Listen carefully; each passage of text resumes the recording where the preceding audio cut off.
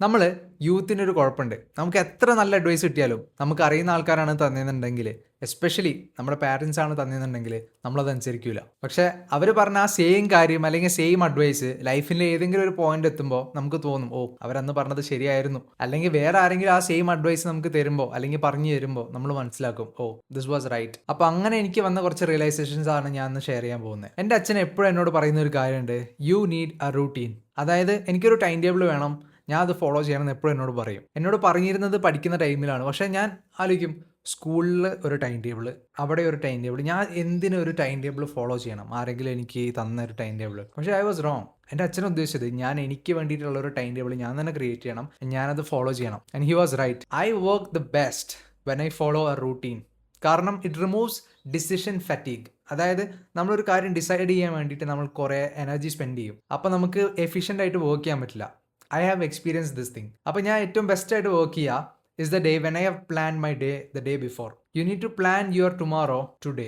ഇതിൻ്റെ ഇമ്പോർട്ടൻസ് ഒക്കെ എനിക്ക് മനസ്സിലായത് ഞാൻ സ്കൂളും കോളേജും ഒക്കെ കംപ്ലീറ്റ് ചെയ്തപ്പോഴാണ്. ലൈക്ക് നമുക്ക് കുറേ കാര്യങ്ങൾ ചെയ്യാണ്ട് വിചാരിച്ചോ, gym, content creation, work, business, ഇങ്ങനത്തെ കാര്യങ്ങളൊക്കെ ചെയ്യണമെങ്കിൽ you need a time table. ഓരോ ദിവസം ഓരോ കാര്യങ്ങൾ എപ്പോൾ ചെയ്യുന്നുള്ളത് ഡിഫൈൻ ചെയ്ത് വെച്ചാൽ, ഒരു ടൈം ബ്ലോക്ക് ചെയ്ത് വെച്ചാലേ നിനക്ക് ഏറ്റവും എഫിഷ്യൻ്റ് ആയിട്ട് വർക്ക് ചെയ്യാൻ പറ്റുള്ളൂ. ഇത് ഞാൻ എൻ്റെ പേഴ്സണൽ എക്സ്പീരിയൻസ് എന്ന് പറയുന്നതാണ്. കാരണം ഞാൻ ജിമ്മിൽ പോയിക്കൊണ്ടിരുന്നപ്പോഴും അതേ ടൈമിൽ കോണ്ടന്റ് ക്രിയേറ്റ് ചെയ്തുകൊണ്ടിരുന്നപ്പോഴും വർക്ക് ചെയ്തിരുന്നപ്പോഴും ഒക്കെ എന്നെ എഫിഷ്യൻ്റ് ആയിട്ടെല്ലാം ബാലൻസ് ചെയ്ത് കൊണ്ടുപോകാൻ ഹെൽപ്പ് ചെയ്ത് ഈ പറഞ്ഞ റൂട്ടീനാണ്. ലൈഫിൽ നിനക്ക് അഡ്വൈസ് തരാൻ കുറേ ആൾക്കാർ വരും. അത് എടുക്കണോ വേണ്ടയോ എന്നുള്ളത് നിന്റെ തീരുമാനമാണ്. എനിക്ക് കിട്ടുന്ന അഡ്വൈസുകൾ I will treat it like a dress.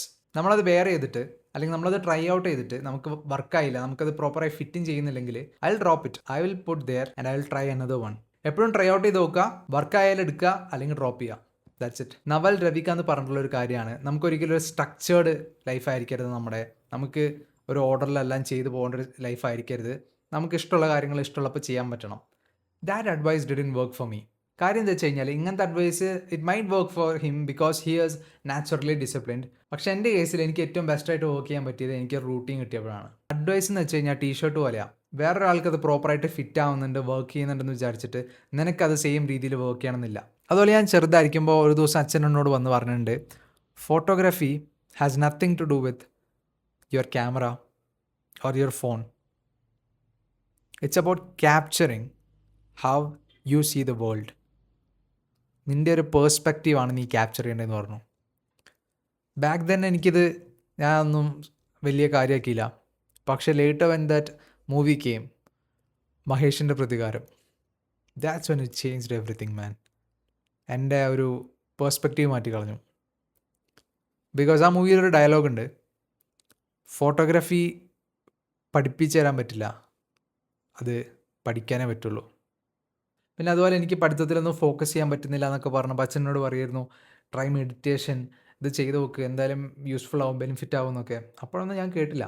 I thought it was some spiritual scam, something like that. പക്ഷേ ഇപ്പോൾ almost every day I try to meditate because I know it is an exercise for your mind. നിൻ്റെ focus increase ചെയ്യാനും നിൻ്റെ mental clarity improve ആക്കാനും ഒക്കെ ഹെൽപ്ഫുള്ളാണ് ഈ പറയുന്ന meditation. And there is something beautiful about this relationship with your dad. Your dad is the only person who will be happy to see you succeed, even if you outgrow him. He is the only person who will never feel jealous of your growth. നീ നിൻ്റെ അച്ഛനേക്കാളും better ആയിട്ടുള്ള person ആയാലും he'll never feel jealous about it. He'll only become proud of it. കാരണം നിൻ്റെ അച്ഛന് പറയാം, he is my son. അങ്ങനത്തെ relationship is very few. May be with brothers. അത് കഴിഞ്ഞിട്ട് you only have your dad like that. കാരണം ബാക്കി ചില ആൾക്കാരുണ്ട്, നിന്നോട് പറയും നീ വളരുന്നത് കാണാൻ അവർ ഹാപ്പിയാണ്, പക്ഷെ ഒരു പോയിന്റ് കഴിഞ്ഞാൽ they will also feel bit jealous about your growth.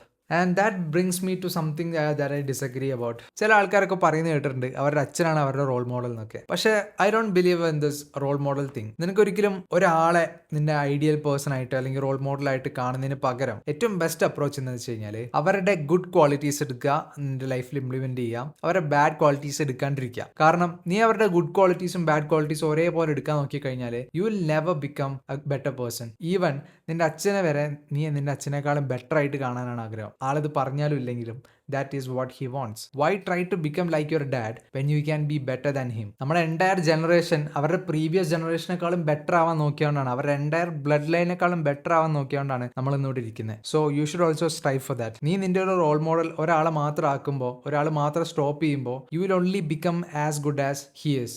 Do you understand? നീ അയാളുടെ അത്രയും ആ ഒരു ലെവൽ വരെ നിനക്ക് ബെറ്റർ ആവാൻ പറ്റുള്ളൂ. അയാളെക്കാളും ബെറ്റർ ആവണമെങ്കിൽ you should take the good qualities from all the people, like the people you admire. That's how great people are built. They take the good qualities of the best people and just build them up. And even നിന്റെ അച്ഛൻ വരെ ആഗ്രഹിക്കുന്നത് to see you become better than him. He sacrificed his life so that you can become not another version of him, but the best version of yourself and also better than who he is.